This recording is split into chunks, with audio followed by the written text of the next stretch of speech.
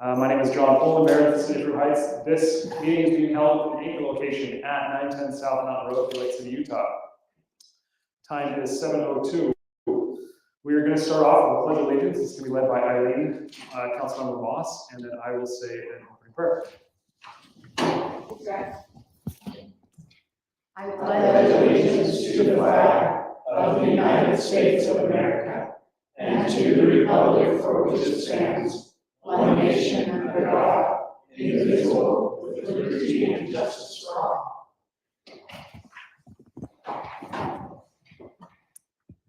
Our Father in heaven, we bow our heads and give you thanks for this day. We're very grateful for the blessing it is to be here on earth and to be able to discuss the matters of the city. We ask thee for thy guidance and for thy inspiration that we'll be able to do what's best for the residents of this city, that we'll be able to keep that in mind as we're discussing and making decisions this night. We give thee thanks for all we've been given, and we say these things in the name of Jesus Christ. Amen. Amen. Item number 1.2, roll call. Brandon. Councilmember Diane Anderson. Here. Councilmember Gary Anderson. Here. Councilmember Eileen Moss. Here. Councilmember George Ray. Here. Councilmember Florence Sadler. Here. Mayor John Coleman. Here. Thank you for everyone being here. Yes. Item 1.3, this time we set aside on all of our agendas. It's a 3-minute training by our city council members. Tonight, this training is to help us all understand our roles and responsibilities as an elected official. Tonight is Diane Anderson. You got 3 minutes. Thank you. Our Utah League of Cities and Towns Powers and Duties Handbook describes not only our responsibilities as mayor and city council members, but delineates duties of the staff members. The city manager powers and duties include 11 noted responsibilities, and some of these are executes and enforces faithfully applicable laws, ordinances, rules, and regulations, and sees that all franchises, leases, permits, contracts, licenses, and privileges granted by the municipality are observed. Another one is attends all meetings of the council and takes part in its discussions and deliberations, but without the right to vote. Another one carries out the policies and programs established by the council. And it's valuable for us to understand the comprehensiveness of those duties to keep our city running. Fruit Heights City has been most fortunate to have had our current city manager for 20 years.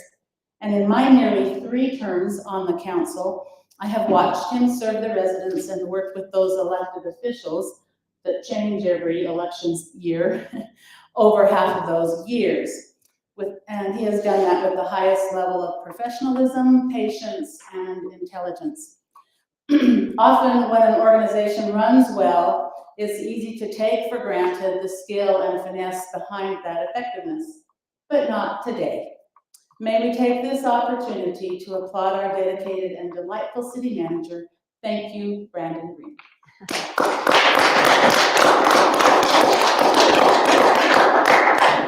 Thank you. I don't know that I'm very delightful right now. Yeah, he wouldn't hug me. Item number 2, conflict of interest. Do we have anything to mention tonight? Seeing or hearing anything, we're going to go on to a special presentation by our youth city council. Do you want to come forward and speak on the dais or on the podium? I would love to. Sorry, you have to state your name. Okay.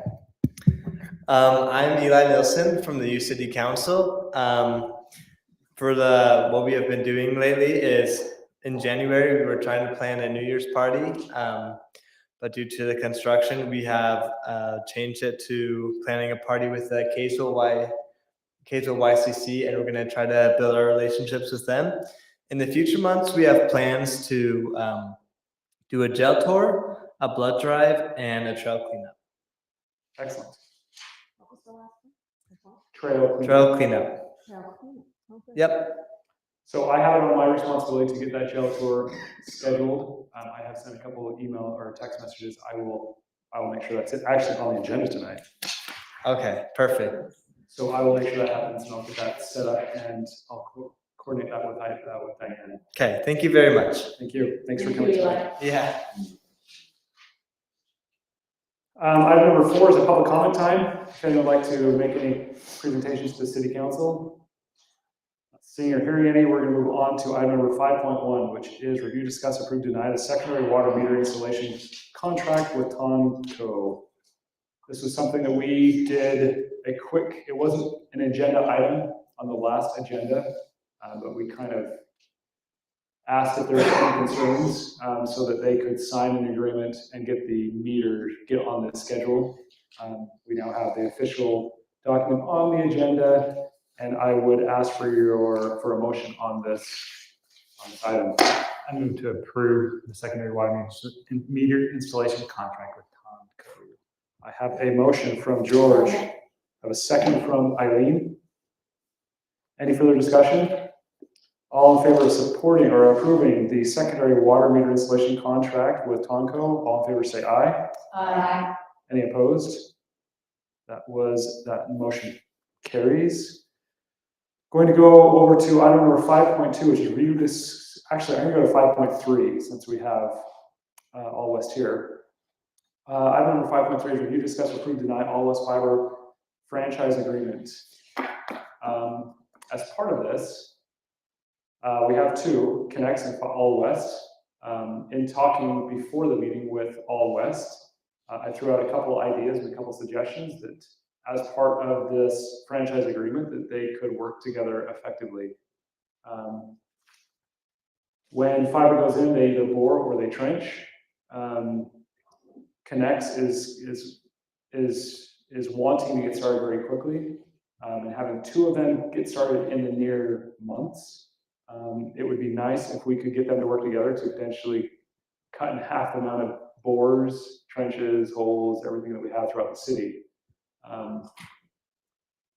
That is what's on the agenda, and so I would open it up for Brandon to comment more on the franchise agreement. Which one are we doing first? Well, they're both very similar, other than one's All West and one's Connects. And there was an error, if you caught it. I had All West at the top of one of the agreements. That's since been changed to Connects as well. The attorney has reviewed both agreements and has accepted both agreements. There were some changes that came in from both Connects and All West Communications.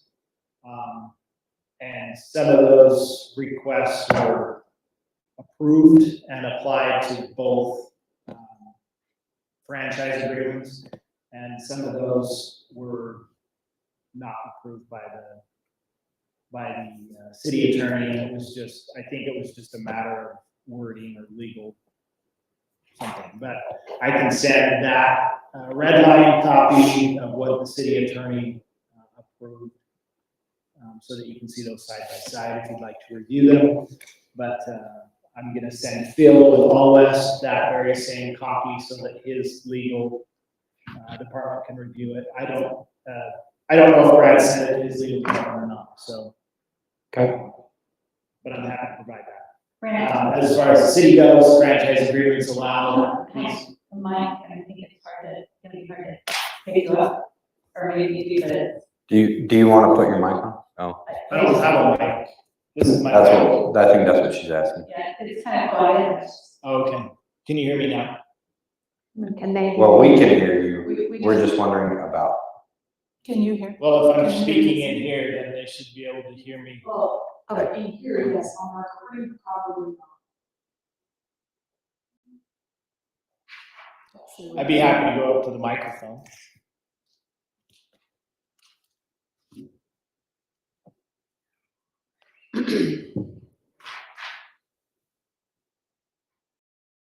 Thanks, Brandon. Yeah. hey, can you touch a little bit how they work together or how they're separated from what? Do you know what I'm talking about? Do you know what I mean by that? Maybe. Connects does what? They both provide fiber. They both provide Company to Yes, residents? two separate companies, so it'd be, Comcast and CenturyLink. yeah, similar. Okay, that's what I meant. So they provide that infrastructure, but they have to be separate because they're separate companies with separate fiber.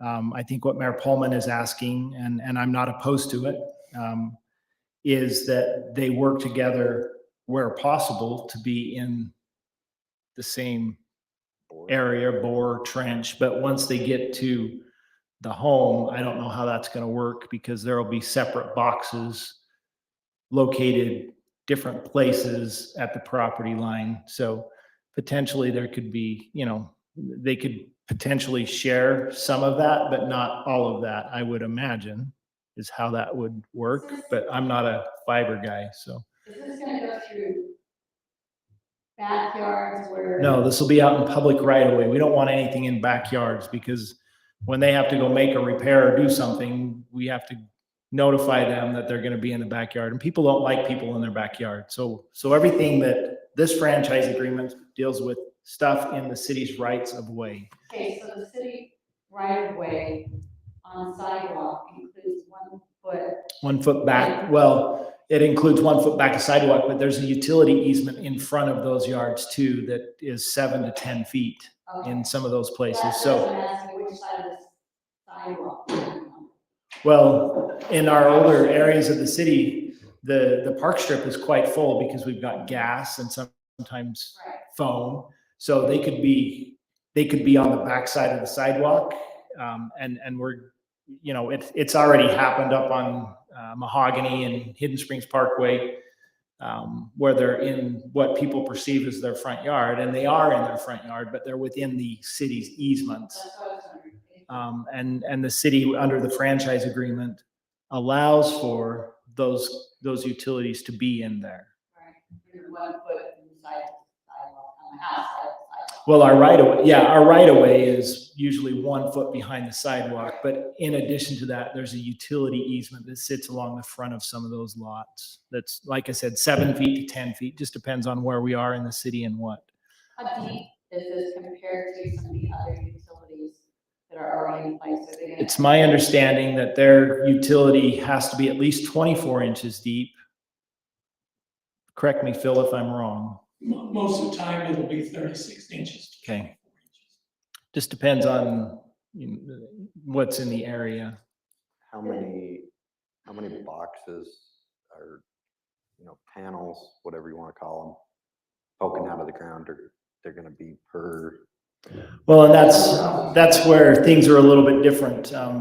Comcast just came through my neighborhood and everything that they put sticks up above the ground and it looks atrocious, but Utopia came through and everything sits below the ground. So I don't know. It sounds like they're going to be in a yard box that's usually 24 by How tall? 24. It's ground level. So it looks just like a sprinkler box. If you're familiar with those sprinkler boxes, they sit level with the ground and they usually will split property lines and run to one house and the other. And then you go down 2 houses and split property line. If you already have electric in a box like that, right on the property line. Then they'll have to go to another location to put their box. And that's where it gets a little challenging, but these guys do this all the time. So I'm pretty certain they'll be able to figure it out. They may have a smaller box for just one. But that ends up being in the utility right away. We're not so concerned about them figuring out. We know they know how to do that, but I think we're more wondering how it's going to look or what residents should expect. Right. How far apart are your power stations? Because I know you'll have one box that actually sticks out with power. So a pond cabinet will serve 400 homes. And so we will put a pond cabinet in strategic areas of the city, and they will serve 400 homes. The bulbs that are ground level will span out every block. There will be a fiber splice. And that's similar to Connext too, in our meeting with them.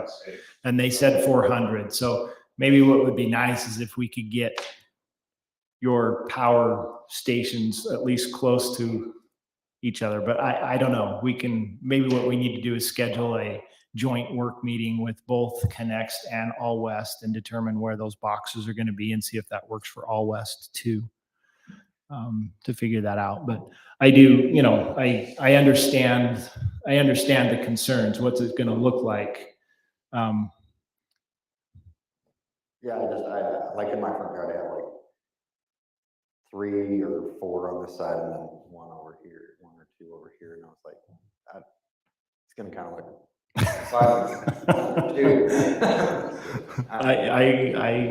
I understand. So, go ahead. Last year, I remember reading franchise agreements, so I've been down this road a little bit for reading, but I don't remember. I thought it was Connext that we had done. It was franchise agreement Connext. for. Yes, it was. We did a franchise with Kaysville. This is our own, if you remember, that was a grant that we got with Kaysville, and we created a franchise agreement between the 2 cities for the running of the backbone, because one pipe is Kaysville's, one pipe is Fruit Heights, and they had to have an agreement to be in our streets for their fiber. So this is now an agreement for just fiber throughout the city with Connext and All West, correct. How are the 2 Connects different? Sorry, how are those 2? One, franchise agreements? if you remember, the grant supplied just fiber to city infrastructure, and that was shared with Kaysville. Okay. And So this- Connext, when Connext runs, they're gonna run the city's fiber that we own and the fiber that's gonna go to the city, throughout the city, to the residents. And if I remember last year reading, there's like a 10-year renewal on a franchise. Is that what it is? Every 10 years or some, there's some date. 5, Five. and that was one thing that the city attorney didn't feel comfortable with, a 10-year. So I believe he kept it at 5 years in his recommendations. Got it. And so that's why we have 2 different connects now, one for the 5-year on that other line, and then the 5-year for the rest of the city. Is that why we're doing For residential. Yeah, and just so you know, we have franchise agreements with all utilities. So Questar Gas, Comcast, CenturyLink, Rocky Mountain Power. It's any utility provider has a franchise agreement with the city. And can you remind us what the fees are associated with that? That the city charges? What will the city take in from those franchise? I don't know exactly what the fees are. I believe it's based on how many participants you get from, it'd be just like a phone or anything else. But I don't know how those fees will calculate it. We don't have that in our fee schedule. These are our first 2 franchise agreements for fiber, and we don't have anything right now. Sort of how we know those compared to like Comcast or Century now. Well, interestingly enough, I had a resident call me and ask why their landline phone was being charged a franchise tax that went to the city of Fruit Heights. And I said, because we have that ability. But yeah, I don't know how many people have a landline that get charged that franchise tax. The best one is the power that we collect. Phone and power are the 2 that we collect. And cable, sorry. Cable, we get $1,700 a month from Comcast. So it's a minor thing, really. Yeah, if you're, This is not like what we get from the cell tower. oh, no, Okay. not at all. Not at all. So, I would throw out maybe an idea. I can't put out a motion, but I can throw out an idea that we table this approval for tonight and put it on the agenda for the 21st, excuse me, our next city council meeting. And in between now and then, Brandon and I think it would be good to get the 2 companies in the same room and find out how well they can work together in the same place, and come back to the city with the best options and what they're willing to do before we approve these. But definitely put that on the agenda for the 21st to approve it at that time. Okay, one more piece of discussion too, if we're gonna table it, if we're gonna consider tabling it. 3 or so years ago, 4 years ago, somebody was running fiber down Country Road, and it would have been November or so. And they were doing the corner punches so they could bore down through. They broke our sprinkler line, but we didn't know it until we turned the sprinkler on that spring and flooded out that corner. There was never any notification say, hey, we're going to be digging your yard. And if something does happen 6 months from now, or obviously in our spot, let us know. Or is that even normal for the companies to notify the citizens and then to give them a contact to let them know if They shouldn't be notifying. They get a permit from the city to do boring within our right of way. And if they're not in the asphalt, then they may or may not get a road cut permit. So we may or may not know, but chances are it was somebody that's already in the city. It wasn't anybody new. So you've got CenturyLink or Comcast that was upgrading their utility.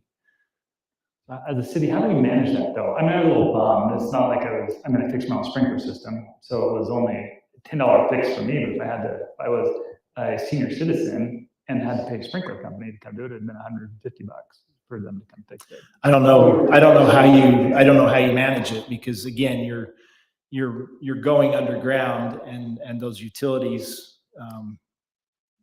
they do the best they can to locate the utilities, but they don't have a sprinkler layout of everybody's yard to know when they may or may not hit somebody's sprinkling line.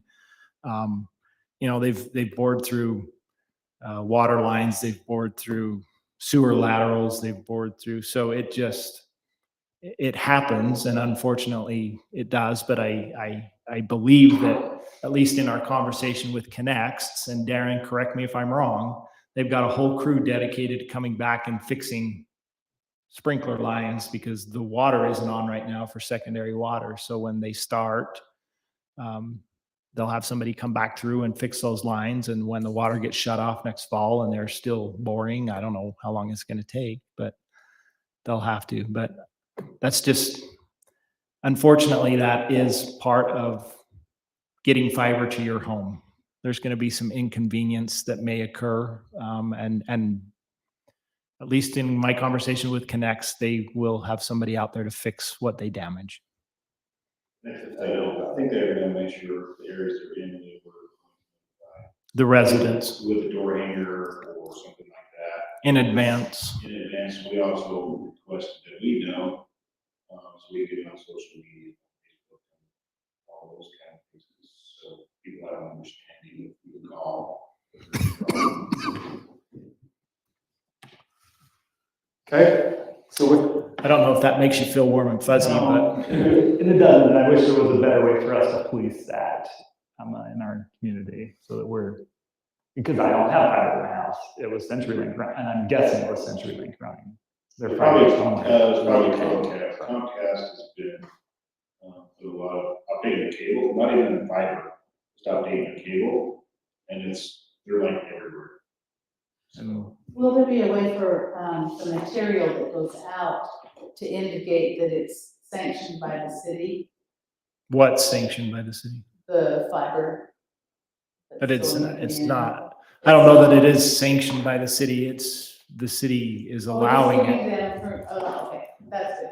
That's Yeah. fine. The problem I see with that though is that people might be prone to confuse that with the situation they had in Kaysville, and they might not Think that realize we're- that it's not, the city's not funding it. That's a good I point. don't know. No, you don't need to do that. Yeah, the city isn't funding any of it. They're coming in, providing. It's a private thing. Private Yep. sector. Yeah. So with that, I would entertain a motion. I will move that we table the discussions about the fiber franchise agreements with both Connext and All West till next meeting, till you've done all the stuff you need to do. I Do that, Lindsay. So I have a motion and a second to table this until February 21st. Any further discussion on that? All in favor of approving that motion to table? I do have a discussion, one more last Go ahead. discussion on that. Can we, I get what you're asking, but I'm worried about treating franchisees differently. So with this conversation that you're gonna have with them, that you will be treating them differently. So I'm assuming gonna need a good faith comment from them saying, yes, we'll work with each other. But we can't actually require them to work together because that's not what we require from any other franchisee.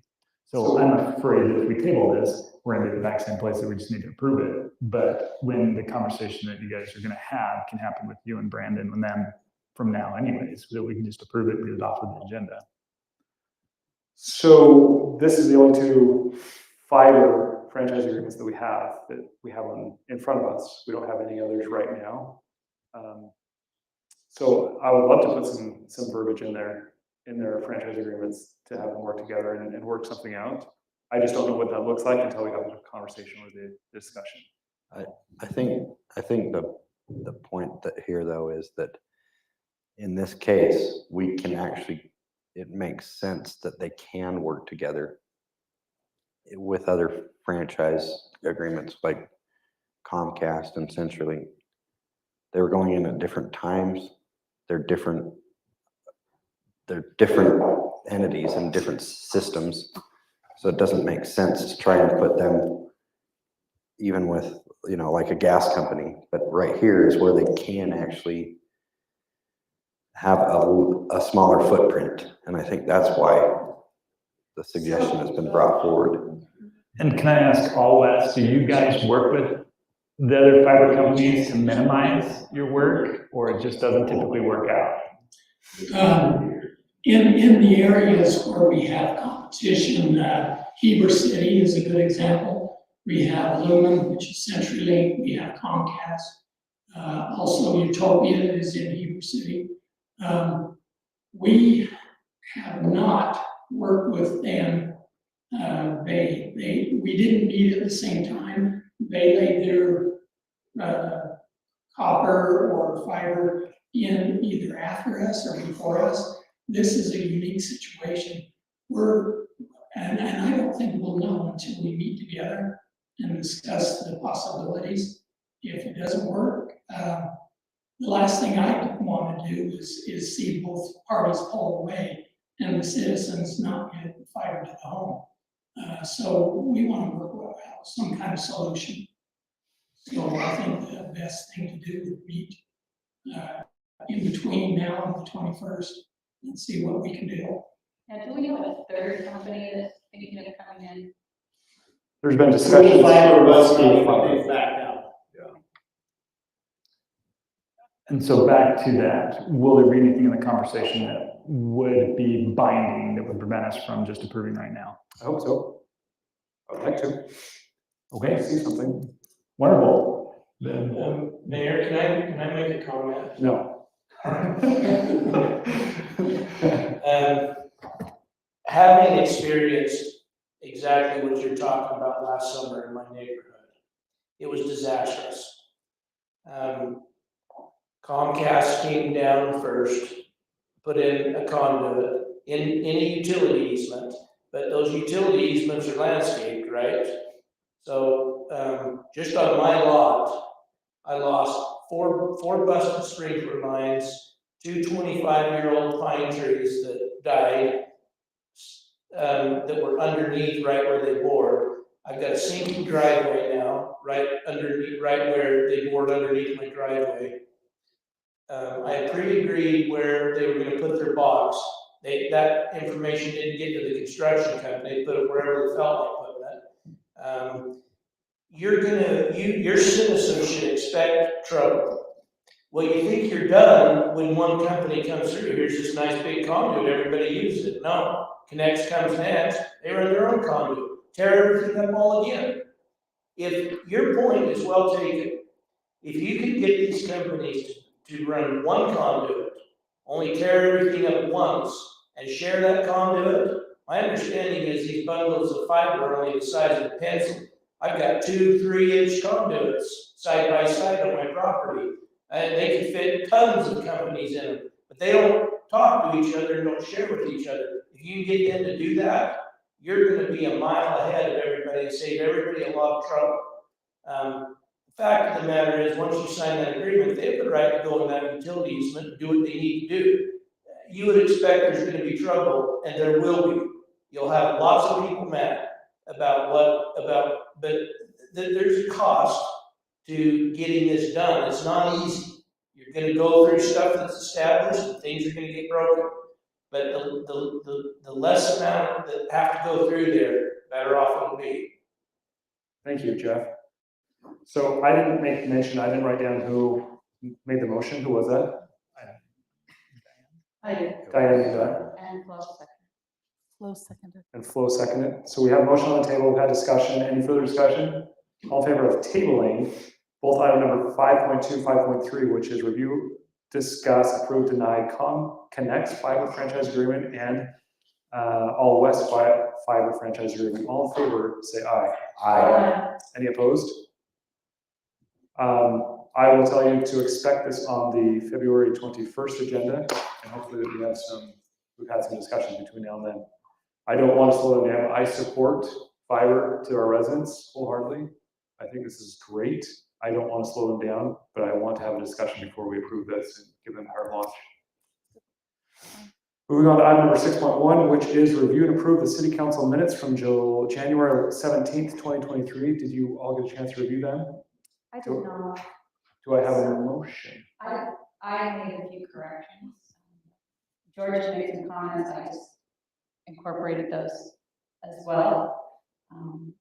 So hopefully people were okay with the corrections I made. Great. Do I have a motion to approve? Motion to approve minutes from January 17th, 2023. A motion from Eileen, second from George. All in favor of approving the minutes from January 17th, 2023, say aye. Aye. I Any- abstained. Any opposed? Motion is passed. We're going to move on to item number 7, which is the consent calendar. Approve the monthly check register. That's going to be you, George. What do you have to say about the check and the budget report? You know, everything looks normal. And as I get, everything looks normal for as far as I can tell from what I can see from the paperwork. Okay. Do you have any issues or questions you'd like to bring forward? No issues or questions at the moment. Okay. Did you get a chance to meet with Brandon and review some of those? He sent me the documents and it's very similar to what we've been approving in the past. So I don't have any qualms about what we've got on there. Excellent. That's good. Item number 7.3, which is the animal care and control January statistics. Is that you, Brandon? It's just, we don't need to discuss it, it's showing you what. You There's can a see graph. we got big numbers there, Yeah. so. Just to let you know what animal control is doing in the city. Excellent. Thank you so much, Brandon. Thanks for sitting on that board, by the way. Appreciate that. Item number 8.1. These are follow-up items from our previous meeting that you'll see on our agenda from here forward. There's 3 of them tonight. Brandon's going to talk about the Lincoln Hill 2023 plan and the 2022 update. You wanted to take a couple minutes on that? Yeah.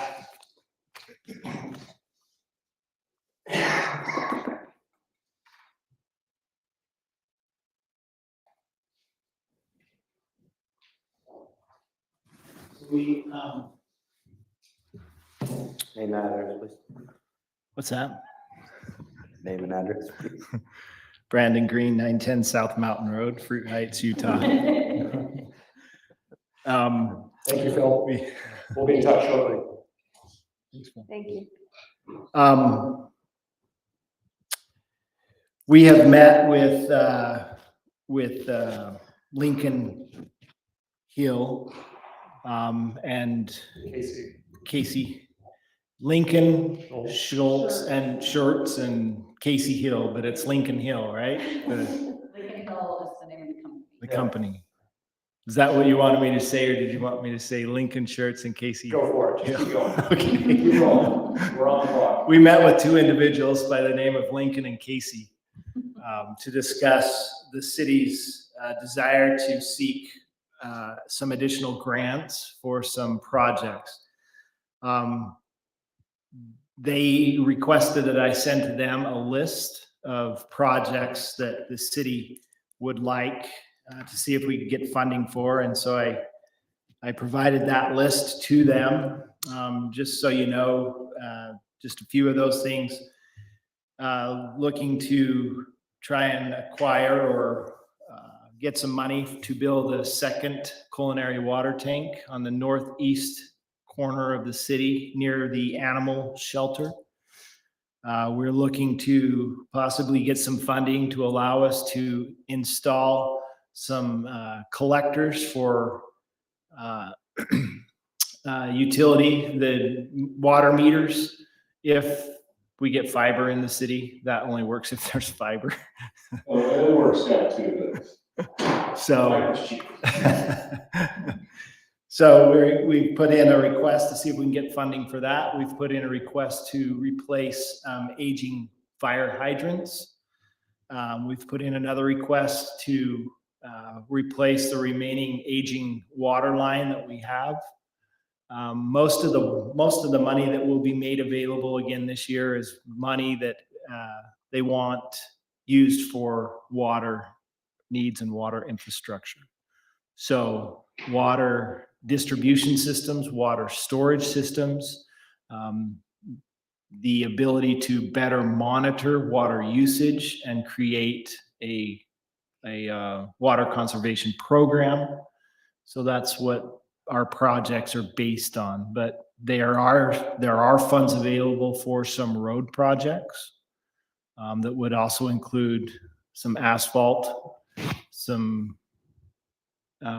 road rebuild projects, maybe the installation of some sidewalk, curb and gutter in areas where we don't have it for stormwater, the installation of street lights for residential safe walking paths. So I've listed most of those in the list that I provided to Lincoln.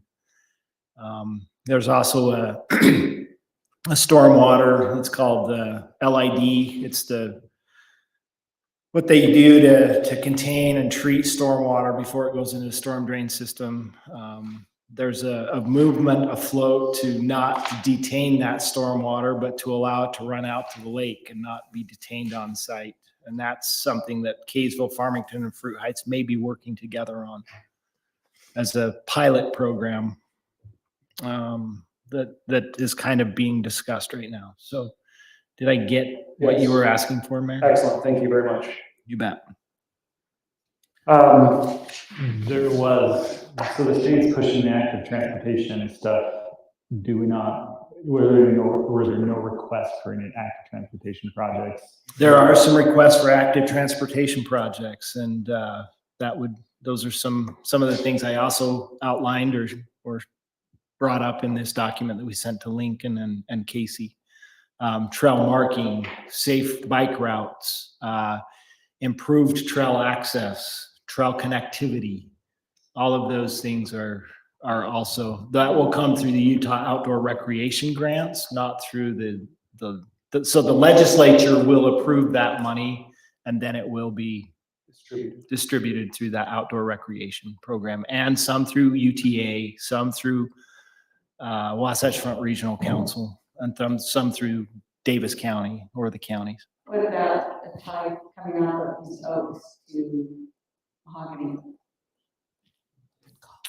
As far as a trail connection, a road? well, it's on there. Okay, that's Yeah. thank you. Mhm. Thank Yeah, you, Brandon. and we have a connectivity between 1800 East and Farmington as well. So you're welcome. I also have, while I'm here, can I just Yes, keep going. Can I just on keep rolling. going? Yes. 9.1. Yeah, I've got, I had a meeting last week with South Davis, Metro Fire, Layton.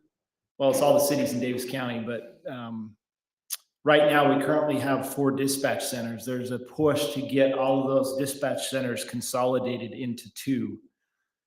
Davis County Chief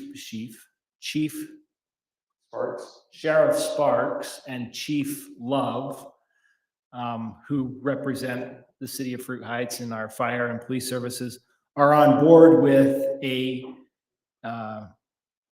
consolidated dispatch center. And right now it looks like that consolidation will occur at Layton City. So Layton City will house the Northern Davis County Dispatch, and Bountiful will house the Southern Davis County Dispatch.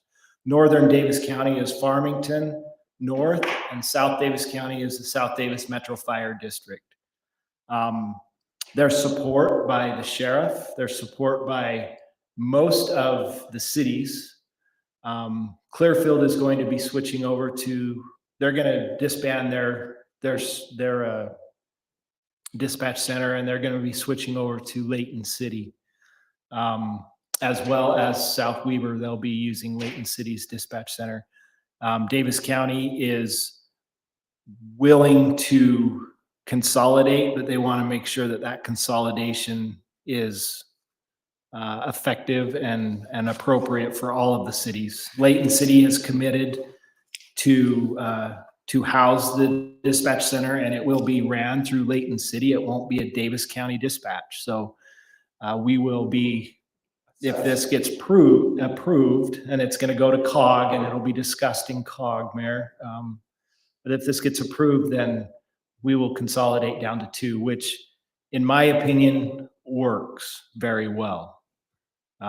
There's no reason to have every city have their own dispatch. It just creates problems. And when we're talking about being effective and efficient, that's how we create efficiencies, is reduction. So the challenge that I face, that I fear with this, is that the cities that are supported by those dispatch centers will be assessed on an annual basis. we will be. And we won't have a say into what the assessment will be. That's actually not true. Okay. That has been discussed. That's been discussed quite extensively. There will be 2 boards. There will be a board of similar to COG. But South Davis already has their board, and all of them work together. So it's South Davis Fire District that's going to create one, and then are we creating a second one up north? We create one for our dispatch center. Now, it wouldn't be a fire district. It'd just be a dispatch center. But that dispatch center dispatches to all fire and police in our northern Davis County area. So there's been talk about that. Bless you. There's been talk about that. Council of Government. That there will be two boards. One will be a board of elected officials, and one will be a board of city managers and other appointed, and it will be discussed. Layton City does not want there to be the perception that they are doing this for money. They are not doing it for money. They're doing it for convenience of the county. And they aren't looking to make money. They're only looking to make sure that it covers, whatever we do, covers the cost of the dispatch center. Layton City is currently running a better dispatch than Davis County. And Davis County will admit that. How do we ensure that it kind of stays that way? Or can we? By the boards that are put together to help direct and oversee this dispatch center.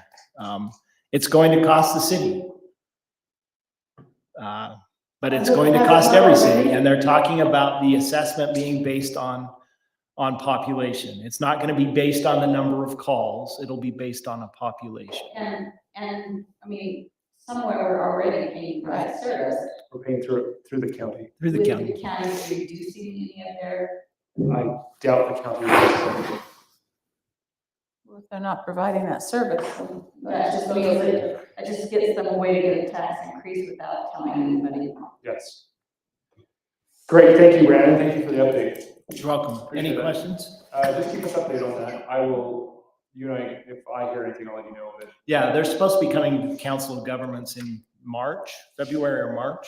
Have you already had your COG meeting? no, Okay, so you may hear something in February about it. I have not approved anything that's been presented yet. It didn't seem logical, but this sounds like they're starting to work together more effectively. It's been great, and it started with the consolidation of the paramedic services. Great. So it's working. Excellent, thank you, Brandon. We're gonna jump back up to 8.2, which was I was to schedule a jail tour for the YCC. Just as a point of reference, Jamie Cox, who has been our representative for the Sheriff's Department, has been transferred. She's no longer our representative. She is now She's over the court. Court, you're right. So I reached out to her to wish her best of luck, and we missed her. And then I asked her Monday morning, actually, it was actually kind of funny, because I got a text from YCC Monday afternoon saying that this is something that I really need to get scheduled. The YCC really need to get a chance to see the jail, so that's on my plate. We're hoping to have that activity for February or March. And who is our new representative with the sheriffs? We'll know tomorrow. They will come in and present at our next council meeting. I'm sure there'll be a pass the baton with Jamie and the new deputy. And then I will write the job description for Brandon. I have not done that yet. I apologize.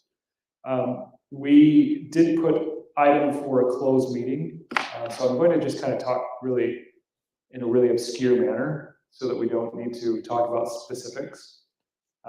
But an idea came about to get some money through the county for the secondary water tank in the city. Had a really random thought, called one of the commissioners, ran it past them. They were intrigued enough that they got Curtis Koch on the line, the auditor. And there's a chance that here very quickly we could get some money from the county to put that water tank in. Yeah, it's not secondary water, it's just a secondary. Culinary. It's culinary, just a secondary tank. Right, if anything happens to our main tank, they have to shut it off, and a large majority of our cities can go without water. So it's redundancy within the city. That's something that we definitely need. Hopefully, I really think this is something that can come very quickly, and you'll see something very quickly about it. But nothing with the county moves fast. But if we could get $2 million from the county in a matter of a couple of weeks to put that in, and then we repay maybe half of that cost over a 5-year period, would be fantastic. It would be a huge win for us. It'd be a great win. And I think it's a win for the county as well. So there's a couple things going on as well. I heard from the representative who is working with the state to issue us funds. He called me, is that this morning, Brandon? Yeah, it was this morning, because I talked to you this morning. Yeah, this morning. He said that there is a bill that is the intent, the letter, the verbiage on the bill has been written. He's going to send it to me, but we were denied the second grant for water line that was going to go up on the East Bench. It's part of the East Oaks East Bench Water District. That was denied, but he said that he was going to try and find some funding. He called me today and said that there's a bill to put the remaining balance into a fund that he can manage to give us that, to fulfill our grant. I immediately reached out to Brandon. Brandon sent an email to Lincoln and Casey, because what I learned last time is I had the conversation and he didn't let them know because they would have fixed it almost immediately. So whenever something like that happens, we're getting them involved, and they're definitely on top of it. They were aware of this, and they were going to work to make sure it goes through. If it gets put into a bill, I'll send it out so you guys can see it, but we're going to ask our representatives to get behind it as well. It's something that's pretty important. That is all that I have. City council updates.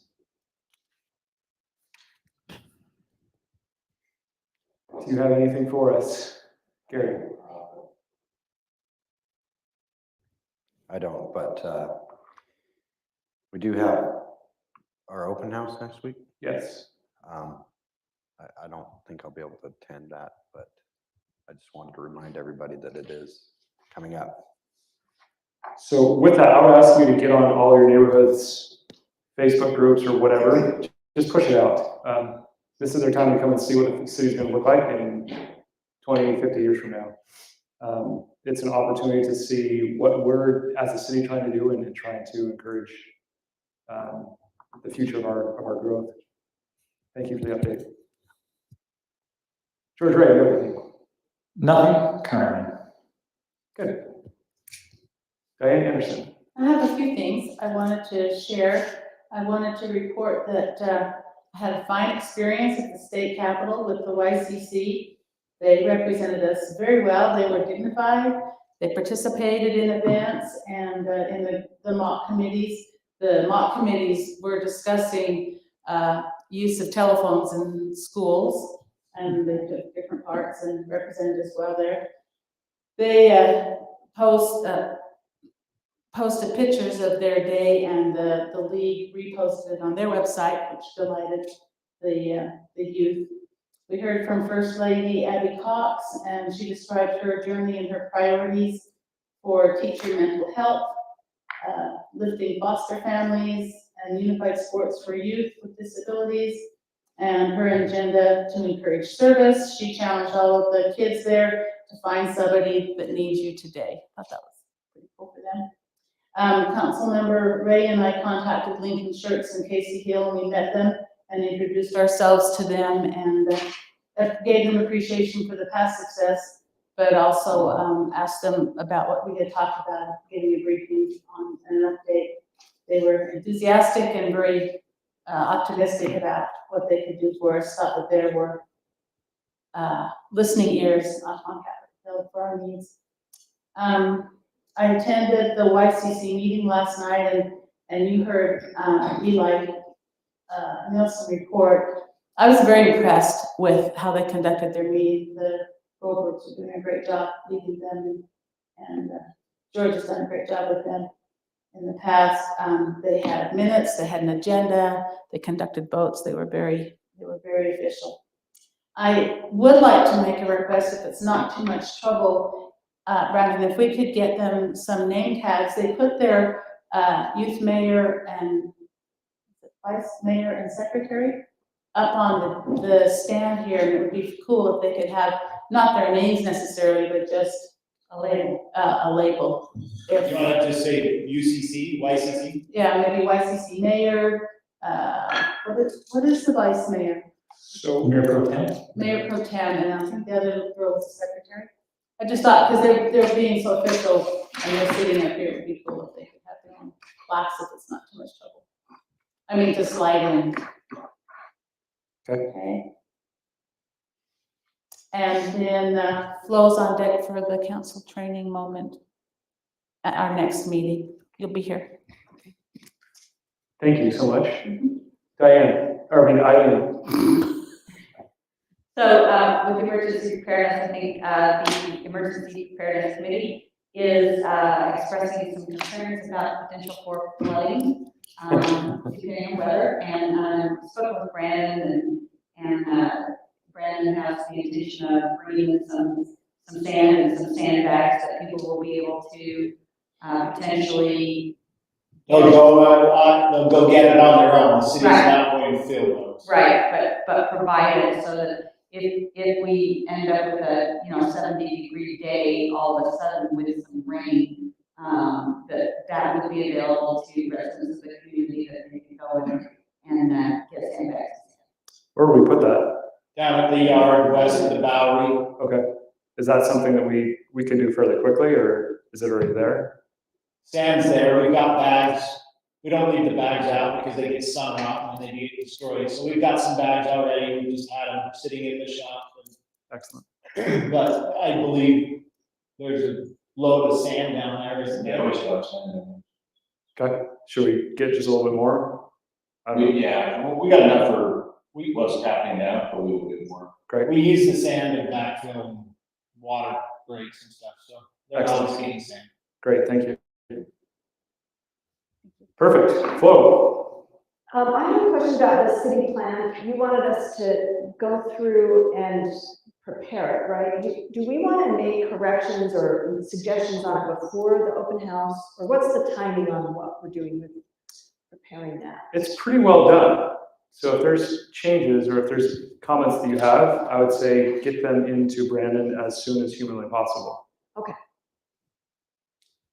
Is that okay? Yeah, when is it that we're supposed to have it done and ready and voted on? Purpose for the open house is to let the residents give their last bit of feedback, and then we're adopting it. I have to have it adopted in March.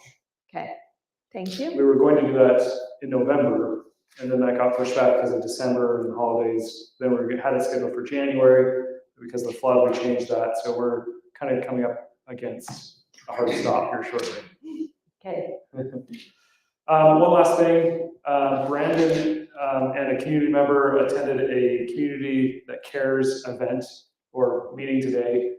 Community that Cares is for help and guidance for mental illness in the community. I think this is something that I would really support.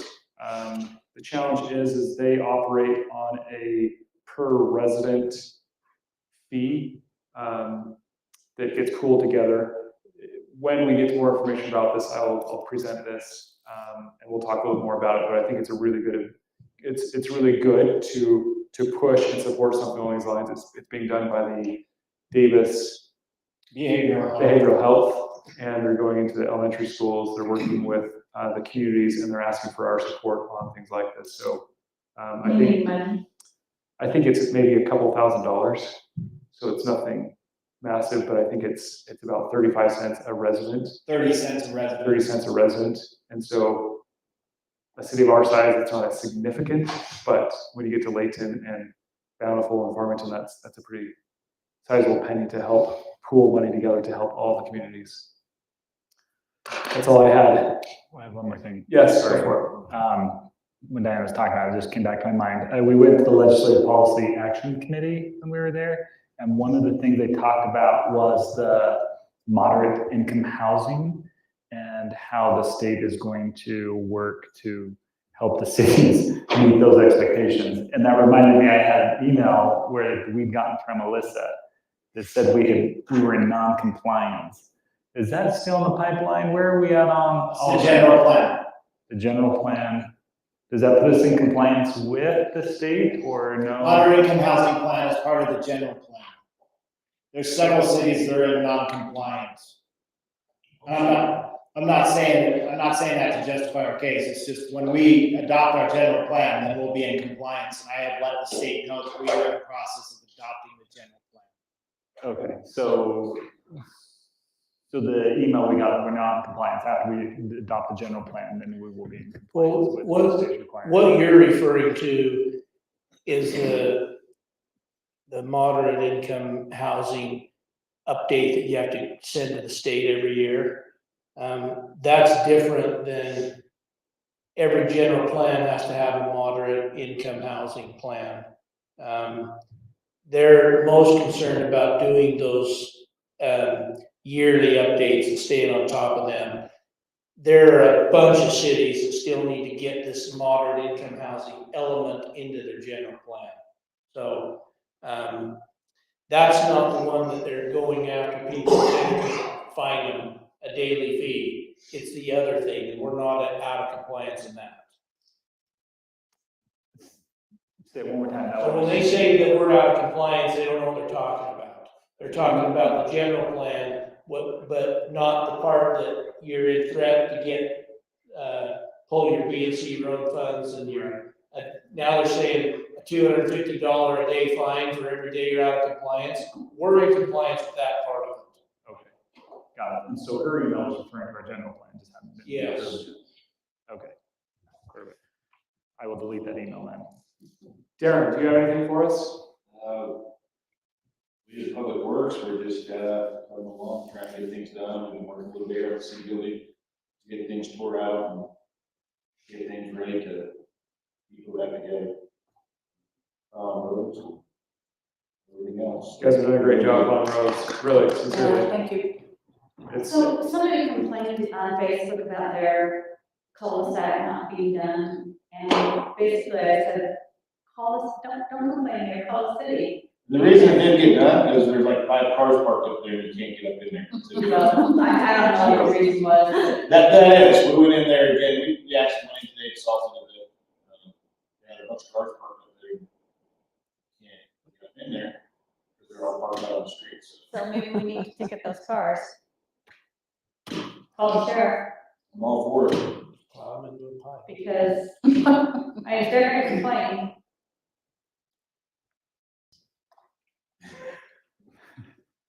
Brandon, do you have anything for us? Nothing? No, I've said my part. Excellent, that would conclude our agenda. I would entertain a motion to adjourn. I have a motion from Eileen, I have a second from Gary. All in favor of adjourning?